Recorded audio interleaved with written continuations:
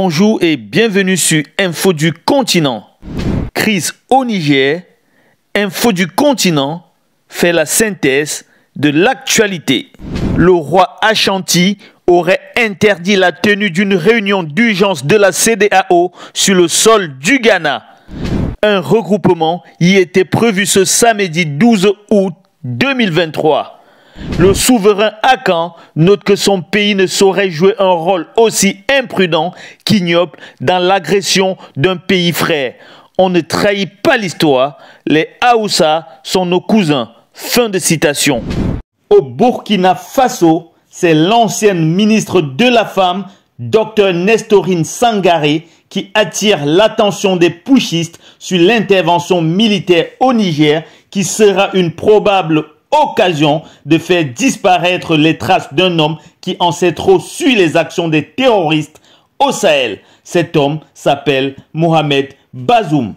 Les agitations communes de la France et des États-Unis qui se cachent derrière la CEDEAO ne consistent pas à libérer Bazoum, dit-elle. Cette intervention militaire consiste à tuer Mohamed Bazoum, qui est une mine d'informations dans le Sahel pour la lutte contre le terrorisme et faire porter le chapeau aux putschistes.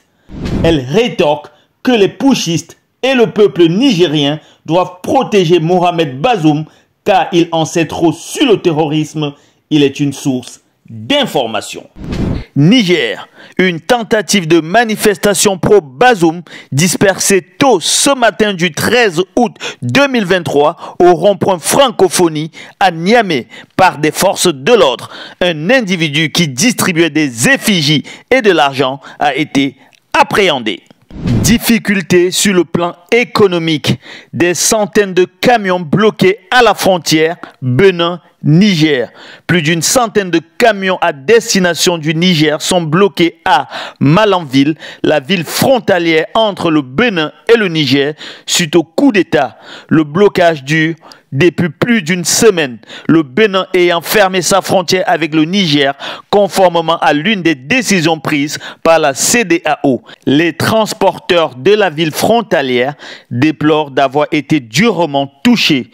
Quand tu es parqué comme ça, la validité de l'assurance s'épuise tous les jours. Le contrôle technique également. Les papiers s'épuisent. Ne parlons même pas de la nourriture ici.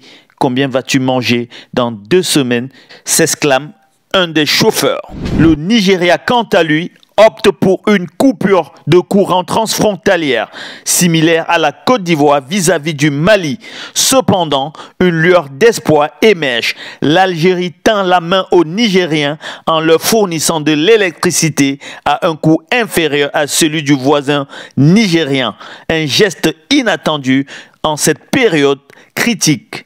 Restez connectés sur Info du Continent pour ne rien rater de l'actualité.